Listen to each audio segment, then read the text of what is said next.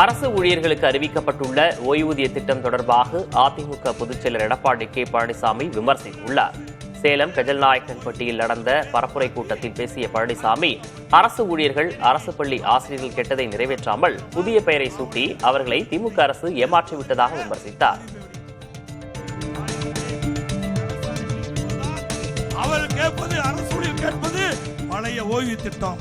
ஆனா ஸ்டாலின் குறிப்பிடுவது இன்றைக்கு தமிழ்நாடு அரசு உறுதி அளிக்கப்பட்ட ஓய்வு திட்டம். ஒரு பெயரை மாத்தி அதுக்கு உருட்டா பண்ணி இன்னைக்கு அவர்களை ஏமாற்றுவதற்காக ஒரு தந்திரமா அவருடைய வேலை நிறுத்தத்தை நிறுத்துவதற்காக இந்த அறிவிப்பை வெளியிட்டிருக்கிறார்.